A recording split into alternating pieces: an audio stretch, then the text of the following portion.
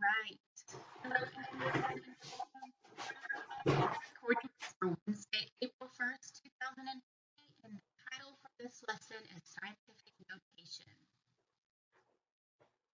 Today we are going to be reviewing numerical representations and relationships so that we can demonstrate our understanding of numbers, and we'll know if we can successfully change a number from standard notation to scientific notation. All right, so scientific notation is when we have very large and very small numbers that are used these are used frequently in math and science. So the point of scientific notation, it can be time-consuming and complicated to write these really big and really small numbers. So scientific notation is just a way to represent these numbers that make them easier to read and easier to work with. So scientific notation is written as a product of two factors. The first product is a number that is greater than or equal to 1 and less than 10. The second factor is a power of 10. So a positive exponent means multiplication by a power of 10. So 7.2 times 10 to the fourth power would be 7.2 times 10,000. So when we work that out, basically we're moving that decimal over 4 times to the right. So our answer is 72,000.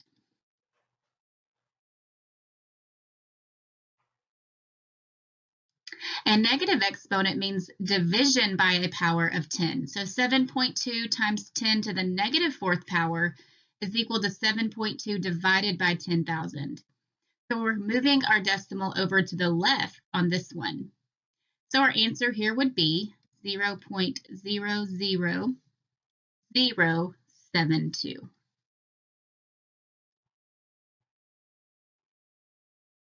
All right, so I've got some practice we're going to do here together. We're going to convert to scientific notation. So 9,548,000, you are going to move your decimal after the first digit that is not a 0. So the first number that is not a 0 here is 9. So my decimal goes after the 9. So 9.548 times 10. Now this is a really big number, so my exponent is going to be positive. 1, 2, 3, 4, 5, 6, 7, 8, 9. My exponent here is 9.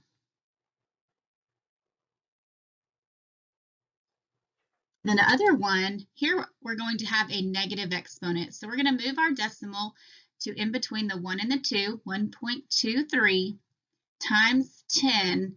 Now let's see how many times we moved it. 1, 2, 3, 4, 5, 6, 7. And our exponent is negative because we have a very small number, or a decimal number here. Okay, let's go the other way around. Let's go from scientific notation to decimal notation or standard notation. So 6.294 times 10 to the 8th power, I have a positive exponent. I'm going to have a big number. So I'm going to move my decimal to the right 8 times. So 6294, I need to go 5 more times. So 5 zeros here. This one would be 629,400,000. And then we have 7.1 times 10 to the negative fourth power. So a negative exponent means I'm going to have a small number or a decimal number. I'm going to move my decimal to the left 4 places.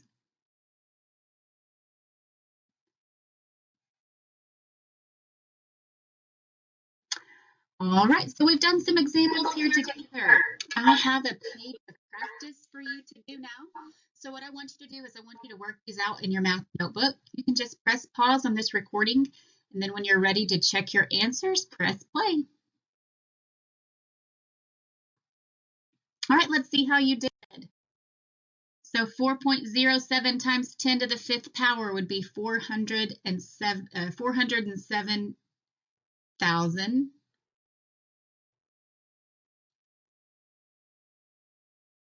7,850,000 would be 7.85 times 10 to the 6th power. 8.3 times 10 to the negative 7th power would be 0.000000083. 0.005362, written in scientific notation, is 5.362 times 10 to the negative 3rd power. 1.326 times 10 to the 4th power is 13,260. 0.000009, written in scientific notation, is 9 times 10 to the negative 7th power.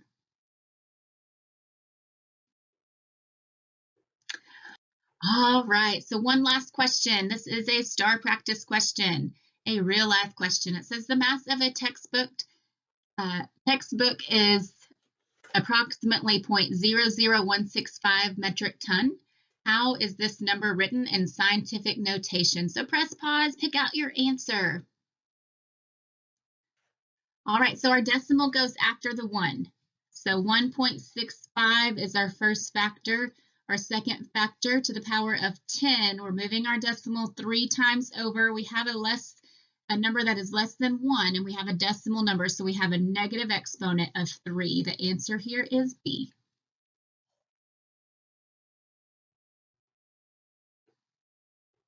All right, so awesome job reviewing scientific notation today, guys.